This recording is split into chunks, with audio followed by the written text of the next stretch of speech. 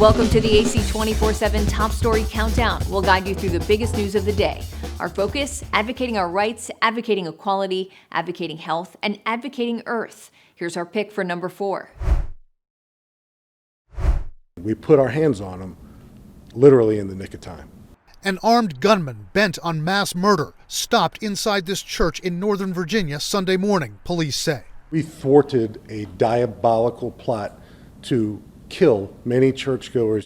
Police say Rui Zhang posted threatening early morning messages, naming the church, alleging it was attended by top-secret government clearance holders, and referring to families about to be killed. Early Sunday, someone spotted the threats and called the police. 3 police agencies in 2 states mobilized. Officers went to Zhang's home, but he was already gone. So was his car. At Park Valley Church, Pastor Barry White says security noticed him coming in a side door, wearing all black and sunglasses on a rainy day. He came down here, we began shadowing him at this point. He entered the sanctuary as the service was going on. I was told he sat in the very back on this side of the stadium seating. Then came back down to the lobby. Staffers challenged him to show some ID. Was confronted in that area by 2 of our safety personnel pretty much simultaneously as Prince William County police were coming in. An off-duty police officer hired by the church recognized the car license plate from an alert and came inside. He immediately went into the vestibule of the church, saw him, put his hands on him, and recovered the gun and the extra magazine. Police say a one-page writing was later found in his apartment. A kill manifesto, the likes of which I've never read. It's disturbing, systematically and logically identifies his grievance with the government, identifies his intent to harm and kill. One expert says the speedy coordination among 3 police departments was remarkable, and the tip from the public was key. The lesson we get from this is people need to overcome their hesitation to report something on the idea that, well, what if he's just kidding? They need to move forward with those calls. The pastor says the suspect had attended the church at least once before, but can't explain the targeting. As bad as it was a victory. TheAdvocateChannel.com looks at the world through the lens of equality and inclusion. Subscribe, like, and share now. AC 24/7's Top Story Countdown continues with our producer's pick for number 3. Looters descend onto Center City, Philadelphia last night, hitting several stores in the area, leaving a path of debris and destruction behind. According to police, the looting started at 7:58 p.m. at this Foot Locker, breaking glass and leaving sneakers strewn on the ground. More instances of looting happened in quick succession. First, this Lululemon store left ransacked, picked over merchandise scattered all over the floor. Minutes later, looters were seen barging into this Apple store. Oh my God, all these iPhones! And others broke into this liquor store. Everybody in this city should be angry. Everybody that goes to these businesses should be angry. Upwards of nearly 100 people were involved in the looting, and at least 15 people were arrested. We made arrests, and we will continue to make arrests. The looting came on the heels of peaceful protests against the judge's decision to dismiss all charges against Philadelphia police officer Mark Dial, who shot and killed Eddie Irizarry during a brief traffic stop last month.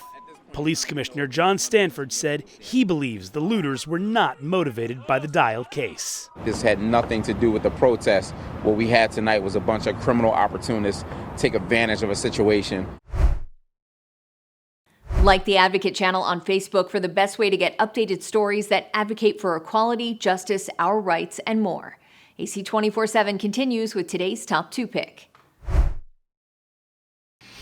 Well, bottom line, what you need to know about how El Niño has generally affected our winter weather. In the past, we have seen drier, warmer conditions in northern sections of the U.S. and cooler, wetter conditions in southern stretches of the country. But there are some curveballs this winter season that could throw off those predictions. This year, scientists are watching a rapidly developing and strengthening El Niño event. It's a natural climate pattern, typically every 2 to 7 years, bringing warmer than average sea surface temperatures to the equatorial Pacific Ocean. That warming can influence our winter weather. the effects of El Nino are pretty pronounced across a lot of the continent and really a lot of the world. Dr. Daniel Swain, a UCLA climate scientist, explains El Nino is not just a Pacific story. The phenomenon typically leads to warmer and drier conditions in northern sections of the U.S., with cooler and wetter weather across southern stretches of the country. After California endured a winter of relentless atmospheric river systems, El Nino likely means more winter storms this coming January through March could be on the way. I think there is a tilt in the odds towards a wetter than average winter, especially in southern and central California, as well as other parts of the interior southwestern U.S. Dr. Swain adds El Nino could mean an unusually dry winter in the Pacific Northwest and Hawaii, where we've seen wildfires like the devastation in August in Lahaina. But a curveball in this year's El Nino predictions, how the abnormally warm water across the rest of the world's oceans could change how El Nino impacts us. The global oceans outside of the El Nino zone in the tropics are also extremely warm. And so that combination is something we haven't seen before. And Dr. Swain, who you heard from just there, analogized El Nino to a baseball player. We generally know how a baseball player has done through the duration of their career, just like we know how El Nino generally behaves. But every single baseball game is different. Just like for El Nino, every single year is different as well. In Los Angeles, I'm Mike Valerio.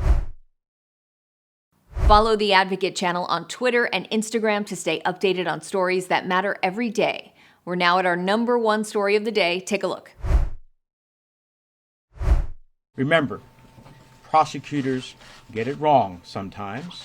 Despite the federal indictment accusing him of accepting hundreds of thousands of dollars in bribes, among other allegations, despite more calls to resign today from senators from his own party, Democratic Massachusetts Senator Ed Markey tweeting Tuesday, "The public's trust has been broken."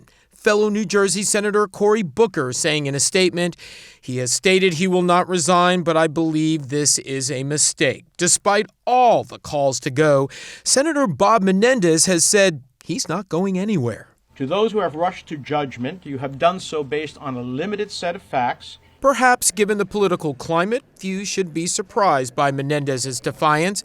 He's not the only politician digging his heels in the face of indictments and allegations of corruption. The most defiant of them all, former President Donald Trump, impeached twice and indicted 4 times. But instead of stepping down during his presidency or stepping aside from his campaign to handle his current legal entanglements, he is pushing forward and has always denied wrongdoing. It's a witch hunt. It's just a continuation of a witch hunt. There's also disgraced and defiant Republican New York Congressman George Santos, who has pleaded not guilty to 13 federal charges, including wire fraud and money laundering. The freshman congressman is also accused of stealing cash from a fund meant for an Iraq War veteran's dying dog and lying about his resume. All that. And yet the strategy is not to step aside, it's remain defiant, stay the course, and pull a catchphrase from Trump's playbook. Now I'm going to have to go and fight to defend myself. The reality is it's a witch hunt. There was a time when it wasn't even a question. If someone tasked with upholding the law and then was accused of wrongful conduct, they would eventually step down. The interests of the nation must always come before any personal considerations. Take the historic moment in 1974 when former President Richard Nixon, facing a likely impeachment, resigned in the wake of the Watergate scandal. I shall resign the presidency effective at noon tomorrow. More recently, former New York Governor Andrew Cuomo, once praised for his performance during the pandemic, resigned in 2021. As you probably know, I'm stepping aside as your governor. Following allegations of sexual misconduct, the sole charge against the former governor was dismissed. And remember in 2018, when Senator Al Franken resigned his Senate seat following allegations he touched women inappropriately? He said he had no recollection of the women's claims and has since said he regrets the decision to resign. But as of late, rather than resignation, defiance seems to be the political course of action. Not only will I be exonerated, but I still will be the New Jersey's senior senator.